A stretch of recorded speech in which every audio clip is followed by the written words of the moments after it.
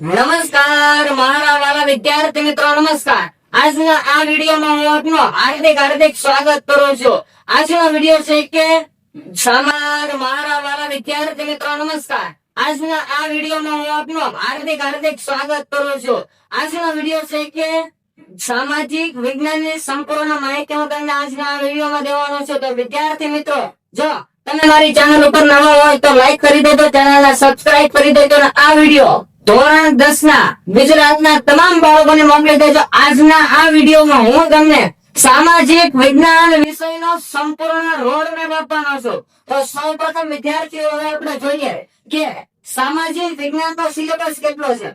તો વિદ્યાર્થી મિત્રો, સામાજિક વિજ્ઞાન વિષયનો સિલેબસ કુલ 23 પાઠ છે અને 23 પાઠને 3 ભાગમાં ડિવાઇડ કરેલા છે. તો સૌપ્રથમ વારસાના કુલ 1 થી 7 પાઠ છે. તો સૌપ્રથમ જુઓ, પહેલો પાઠ છે ભારતનો વારસો.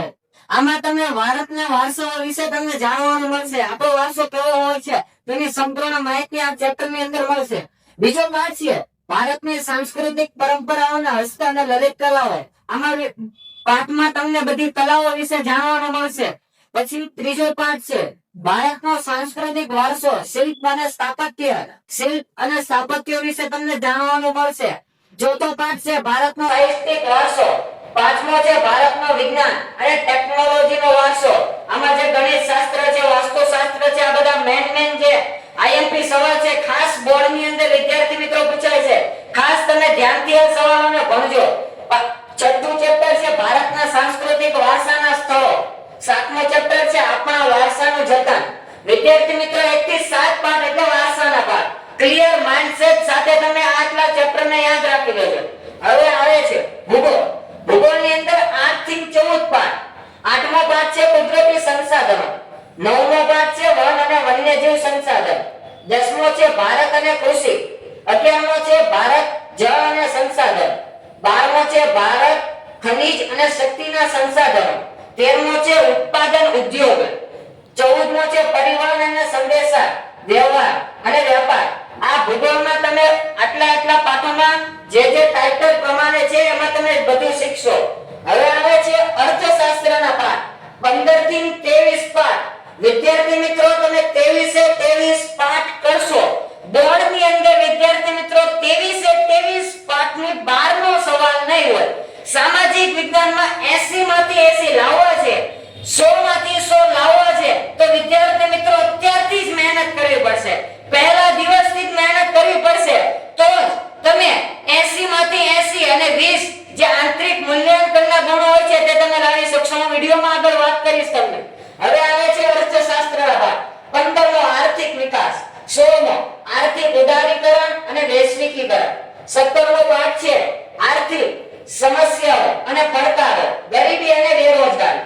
18મો છે ભાવ વધારો અને ગ્રાહક જાગૃતિ. 19મો છે માનવ વિકાસ. 20મો છે ભારતની સામાજિક સમસ્યાઓ અને પડકારો. પ્રકરણ 21 સામાજિક પરિવર્તન. પ્રકરણ 23 પ્રકૃતિમાં પોષણ વ્યવસ્થા. પ્રકરણ 23 માર્ગ સલામતી અને વાહન ચાલક. વિદ્યાર્થી મિત્રો, આ થઈ આપણે 23 પાઠ. હવે આવે છે વિદ્યાર્થી મિત્રો કે સામાજિક વિજ્ઞાન વિષયની ધ્યાનમાં રાખવાની બાબતો.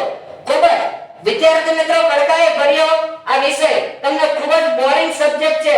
તો આ સામાજિક વિજ્ઞાન વિષય સાથે ગમ્મત કરીને, રમત કરીને આખા વર્ષ આપણે કઈ રીતના તેને સાથ આપવાનો છે, કઈ રીતના તેને ગમાડવાનો છે, તો આવો વિદ્યાર્થીઓ જોઈએ ધ્યાનમાં રાખવાની બાબતો.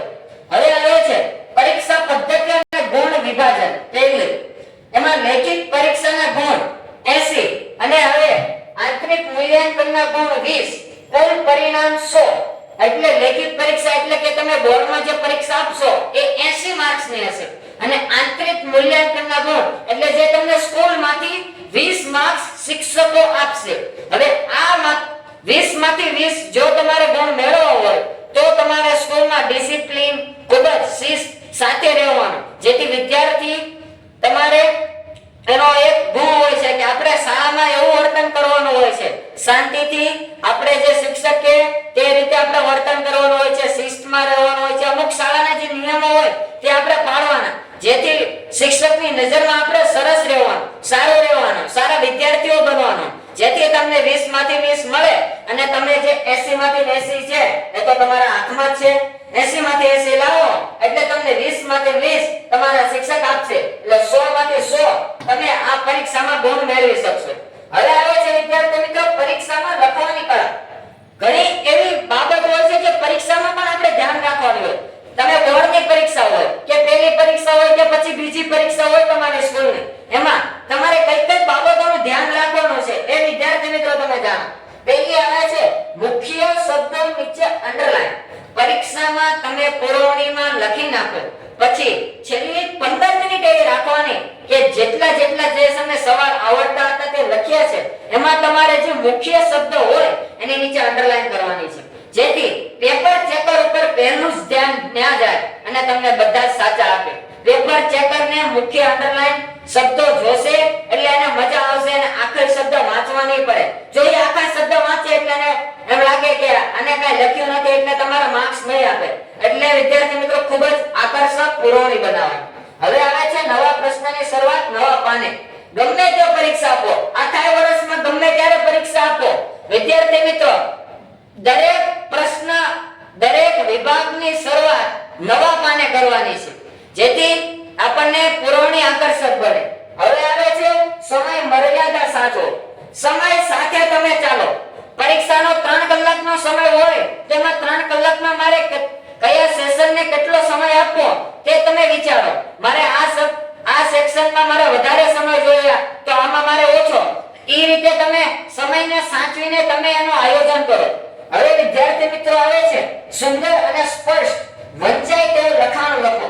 આનાથી તમને વધારે માર્ક્સ પણ આપી શકે છે, કેમ કે જો તમારું સારું લખાણ હશે, એકદમ વ્યવસ્થિત પુરવણી બનાવેલી હશે, અંડરલાઈન સાથે એકદમ આકર્ષક, એકદમ તમારા અક્ષર પણ ઉપસી આવે એ રીતના તમે બનાવેલી હશે તો ખૂબ ઘણો બધો ફાયદો થશે. હવે આવે છે કે શું ન કરવું, આ વિષયમાં શું ન કરવું. ગોખણ પટ્ટી ટાળો.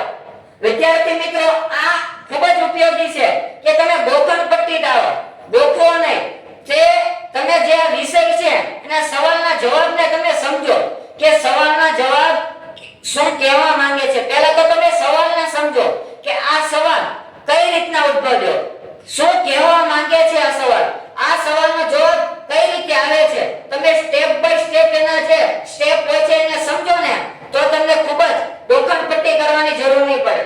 હવે આવે છે નકશાને અવગણશો નહીં. એટલે ઘણા બધા વિદ્યાર્થી મિત્રો તો શું કરે, અરે ભાઈ નકશો છે ને એમાં શું કરવાનું, 4 માર્ક્સનો નકશો હોય એમાં આપણે શું કરવાનું હોય, ગમે એનાથી જોઈ લખી નાખવાનું હોય. પણ વિદ્યાર્થી મિત્રો આ નકશો એવી વસ્તુ છે જે તમને પરીક્ષામાં રોકડા માર્ક્સ અપાવે છે. નકશાને તમે દરરોજ ડેઈલી નકશાની પ્રેક્ટિસ કરો. એક નકશો યાદ રાખો એટલે બોર્ડ પરીક્ષા બધી તમારે નકશાનો ભેગો ન થઈ જાય. હવે આવે છે હસ્તાક્ષરની સ્વચ્છતા. હવે તમે સારા અક્ષરની સ્વચ્છતા રાખો. દરરોજ સવાલ લખો તો સારા અક્ષરે લખો, ખરાબ સવાલ નહીં. જો તમે ખરાબ અક્ષરે લખશો તો બોર્ડ પરીક્ષા સુધી અથવા તમારી પહેલી પરીક્ષા સુધીમાં તમારા અક્ષર ખરાબ થઈ જશે. હવે આવે છે સંતુલિત અભ્યાસ. તમે સંતુલિત અભ્યાસ નથી કરતા. સંતુલિત અભ્યાસ નહીં કરવાનો કે મારે આ જ વિષય ઉપર ધ્યાન આપવાનું છે, બાકી બીજા એટલે જો તમે સામાજિક વિજ્ઞાન વિષય ઉપર જ નકરો ધ્યાન આપશો તો તમારે ગણિત, વિજ્ઞાન, પછી જે ઇંગ્લિશ આ બધા વિષય ઉપર તમારો ટાઈમ જ નહીં રહે. એટલે વિદ્યાર્થી મિત્રો ટાઈમ મેનેજમેન્ટ સાથે તમે આ વિષયને પકડો, આ વિષયનો તમે ટાઈમ આપો. રેડી? હવે આવે છે સફળતા માટે શું કરવું. સફળતા માટે વિદ્યાર્થી મિત્રો સૌથી પહેલા ગોલ નક્કી કરો કે મારે આ વિષયમાં સામાજિક વિજ્ઞાનમાં મારે કેટલા માર્ક્સ લાવવા છે. દોસ્ત એકવાર તારો ગોલ નક્કી થઈ જાય ને પછી ચપટી વગાડતા તું તારી મહેનત સાથે સામાજિક વિજ્ઞાન વિષયમાં 100 માંથી 100 માર્ક્સ મેળવી શકીશ. હવે આવે છે આજનું કામ આજે જ કરવું.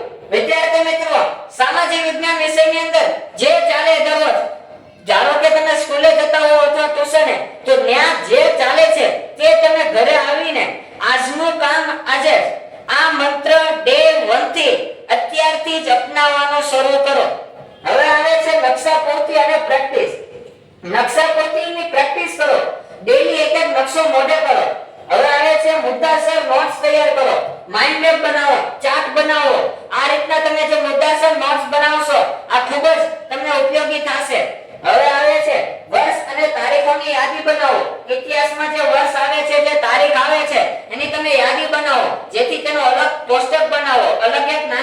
બનાવો જેમાં તમને અલગ અલગ પેન દ્વારા લખો જેથી તમને વાંચવાની મજા આવે, તેમાં રસ પડે. હવે આવે છે વિદ્યાર્થી મિત્રો સચોટ લખાણ અને બ્લુપ્રિન્ટ સાથે તૈયારી કરો. તમે એ કરો બધા ચેપ્ટર નો વાંચવા માંડો. બ્લુપ્રિન્ટ સમજો કે આ ચેપ્ટર કેટલા ગુણનું છે, આ ચેપ્ટરમાં આટલા પ્રશ્નો કેટલા કેટલા ગુણમાં આવે છે, કયા પ્રશ્નો વધારે આગલા બોર્ડના વર્ષમાં પૂછાઈ ગયા છે, કયા પ્રશ્ન ધારો કે પ્રથમ પરીક્ષા આવે તમારી એના આગલા વર્ષના પેપર ચેક કરો તમે તમારી સ્કૂલના, તો વિદ્યાર્થીઓ પાસેથી મેળવી લેવાના જેથી તમને ખબર પડે કે એમાં કઈ કયા પ્રશ્નો વધારે વાર પૂછાય છે એની પર તમારે વધારે ધ્યાન આપવાનું. હવે આવે છે વિદ્યાર્થી મિત્રો નકશાને સમજો, મહત્વના સ્થળો યાદ રાખો અને પુનરાવર્તન કરો. દર રવિવારે વિદ્યાર્થી મિત્રો તમારે બધા જ વિષયોને ટાઈમ આપીને પુનરાવર્તન કરવાનું. મહત્વના મુદ્દાઓ તમારે એકવાર પાછા રિવાઇઝ કરવાના. હવે આવે છે સફળતા માટે હું ગમે તે કરીશ. આ નિયમ તમે અપનાવો ને તો બોર્ડ પરીક્ષા સુધી વિદ્યાર્થી મિત્રો તમને કોઈ પણ માર્ક્સ લાવતા નહીં રોકી શકે. જે વિદ્યાર્થીને જે માણસને સફળતા પ્રાપ્ત કરવી હોય ને તો તે બહાના ન બનાવે, તે બહાનાને સાઈડમાં મૂકીને આજે જ એના લક્ષ્યને પ્રાપ્ત કરવા ગમે તેટલી મહેનત કરવી પડે ને દોસ્ત તો એ કરી રહેશે અને આ સફળતાને મિત્ર એ પ્રાપ્ત કરીને રહેશે. હજી તો થાકી ગયો હોય, હજી તો અત્યારથી જ હારી ગયો હોય ને તો ઊભો થા મારા વાલા, મારા વિદ્યાર્થી. એકવાર જિંદગીમાં વિચારી લે, જો તું સફળતાને પ્રાપ્ત કરી ગયો ને તો દુનિયામાં કોઈની તાકાત નથી કે તે તને નિષ્ફળતા અપાવી શકે. આ મારું વાક્ય યાદ રાખજે, તને ક્યારેક ક્યારેક ઉર્જા પણ અપાવી શકે છે. હવે આવે છે પરીક્ષા પદ્ધતિ. બોર્ડ પરીક્ષાની કેવી પદ્ધતિ હોય, બોર્ડની પેટર્ન કેવી હોય તે તમે સમજો. અહીંયા બોર્ડની પેટર્ન આ રીતે હોય. તો સૌપ્રથમ વિભાગ એ છે કે તમને હેતુલક્ષી પ્રશ્નો 24 ગુણમાં પૂછાય છે. હેતુલક્ષી એટલે કેવા? ખરા ખોટા, ખાલી જગ્યા, વિકલ્પો, આ રીતના એક વાક્ય, આ બધું હોય તે હેતુલક્ષીમાં તમને 24 ગુણનું પૂછાય છે. હવે આવે છે વિભાગ બી, ટૂંકા પ્રશ્નો. 13 માંથી 9 પ્રશ્નોના જવાબ આપવાના. હવે તો ખૂબ જ સરળ. 13 પ્રશ્ન આપેલા હોય એમાંથી જે 9 આવડે એ તમારે લખી નાખવાના. એના 18 ગુણ છે. હવે આવે છે વિભાગ સી, ટૂંકા પ્રશ્નો. 9 માંથી 6 પ્રશ્નોના જવાબ આપો, 18 ગુણ. 9 માં 10 પ્રશ્નો હોય એમાંથી તમારે 6 પ્રશ્નોના જવાબ આપવાના. હવે આવે છે વિભાગ ડી, વિસ્તૃત પ્રશ્નો. 8 માંથી 5 પ્રશ્નોનો જવાબ આપો અને 20 માર્ક્સ. અને આમાં નકશો તો ફરજિયાત હોય જ છે એટલે નકશાને તમે ભૂલતા નહીં. મેં કીધું ને નકશાની ખૂબ જ તમે તૈયારી કરજો. અને વિદ્યાર્થી મિત્રો તૈયારી વિભાગ ડી થી શરૂ કરવાની. પહેલા વિભાગ ડી કરવાનો, પછી વિભાગ સી, પછી વિભાગ બી અને છેલ્લે વિભાગ એ. જેથી તમારા જે હેતુલક્ષી હોય અથવા બી સી માં જે પ્રશ્નો આવતા હોય એ તમારે વિભાગ ડી માં ક્યારેક ક્યારેક આવે એટલે તૈયારી તમારે મોટાથી શરૂ કરવાની, છેલ્લે નાના સુધી આવવાનું. ઓકે વિદ્યાર્થી મિત્રો. અને આ ઉપરાંત આ વિષયને લગતી કોઈ પણ મૂંઝવણ હોય, કોઈ પણ તમને ડર આવતો હોય આ વિષયમાં અને પ્રશ્ન હજી રહી જતો હોય કે હજી મારે તૈયારી કઈ રીતના કરવી તો ચોક્કસ મને કોમેન્ટ કરજો અને આ વિડિયો ગુજરાતના બધા બાળકોને મોકલજો.